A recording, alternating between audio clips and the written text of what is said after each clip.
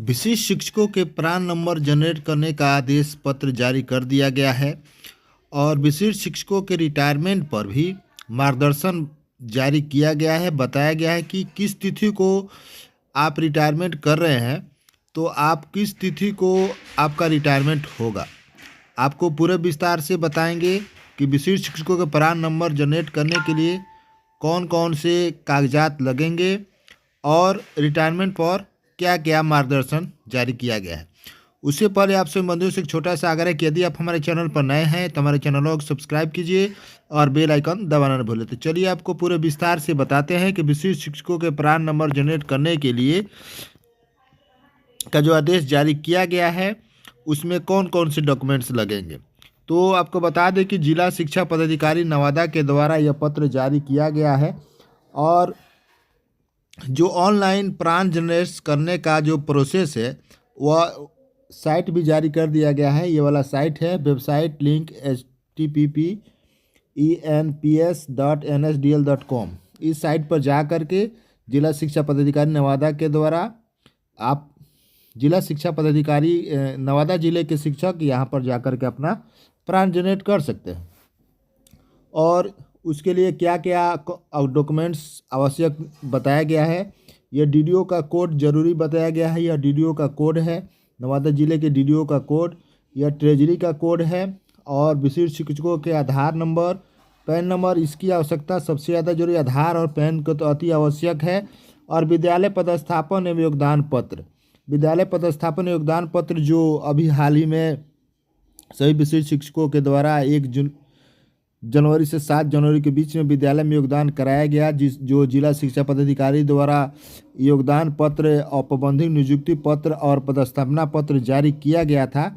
उस विद्यालय पदस्थापना पत्र, योगदान पत्र के द्वारा उन लोगों के द्वारा विशिष्ट शिक्षकों के द्वारा विद्यालय में योगदान पत्र जारी किया गया, वही विद्यालय पदस्थापन एवं योगदान पत्र की मांग की जा रही है। और आपसे एक कैंसिल चेक की मांग की जा रही है। ईमेल आईडी आपका सही होना चाहिए, आपका ईमेल आईडी मांग की जा रही है और मोबाइल नंबर की मांग की जा रही है। आपके प्रान जनरेट करने के लिए, ऑनलाइन प्रान जनरेट करने के लिए इतने सारे डॉक्यूमेंट्स की आवश्यकता है नवादा जिले के शिक्षक साथियों के लिए।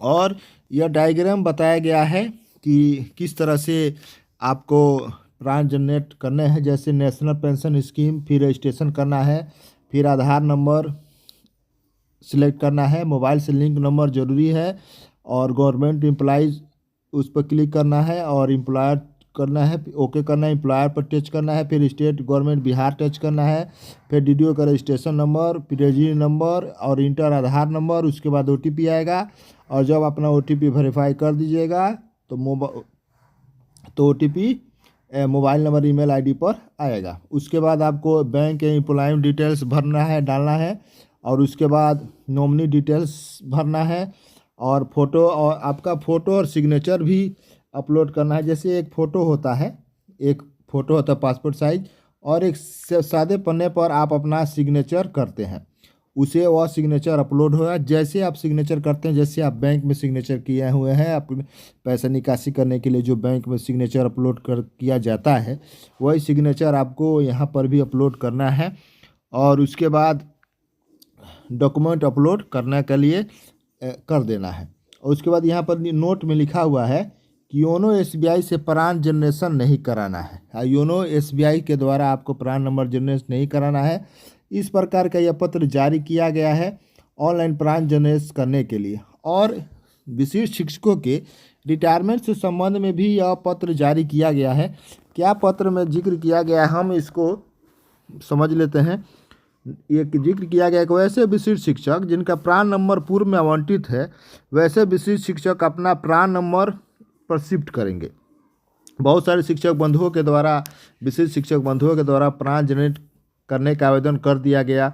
अभी पत्र जारी नहीं किया गया था उससे पहले, तो उनके लिए यह जारी किया गया है। पत्र में बताया गया है कि यदि आपने पूर्व में प्रान नंबर आवंटित कर लिया है, वो अपना प्रान नंबर डीडीओ के कोड पर आपको शिफ्ट करना है। और उसके बाद और यह जिक्र किया गया है कि नोट ए के संदर्भ में स्पष्ट करना है कि बिहार सेवा संहिता के संगत प्रावधानानुसार जिन कर्मियों की जन्म तिथि और ये रिटायरमेंट के बारे में जिक्र किया गया है कि यदि आपकी जन्म तारीख दूसरी तारीख को पड़ती है या उसके बाद को पड़ती है, जैसे आपके मान लीजिए जन्म तिथि 2 तारीख को है या 3 जनवरी, जिस तिथि को है उस माह की, तो उनकी सेवानिवृत्ति की तिथि 60 वर्ष की आयु होने पर माह की अंतिम तिथि को होगी। यानी कि जैसे यदि आपकी जन्म तिथि 2 जनवरी 1995 को है, 2 जनवरी 1995 को आपको जन्म तिथि है, तो आपकी सेवानिवृत्ति की तिथि होगी 31 जनवरी 2055 को। यही यदि आपकी जन्म तिथि 1 तारीख को पड़ जाती है तो आपकी सेवानिवृत्ति की तिथि होगी 31/12/2054। यानी कि 1 तारीख को होने पर आपकी सेवा पिछले महीने में हो जाएगी और वही 2 तारीख के बाद आपकी जन्म तिथि होने पर अगले वर्ष, यानी कि जिस तिथि में जिस तारीख महीने में आपकी जन्म तिथि पड़ रही है उस माह के अंतिम तारीख को आपके सेवानिवृत्ति की तिथि होगी। ऐसा पत्र मार्गदर्शन जारी किया गया है जिला शिक्षा पदाधिकारी नवादा के द्वारा, यह जारी किया गया है। अगर आपको हमारा ये वीडियो अच्छा लगता है तो इसे दोस्तों बंधु में शेयर कीजिए ताकि वो भी इसका लाभ उठा सके। तब तक के लिए मिलते हैं दूसरे वीडियो में। जय हिंद, वंदे मातरम।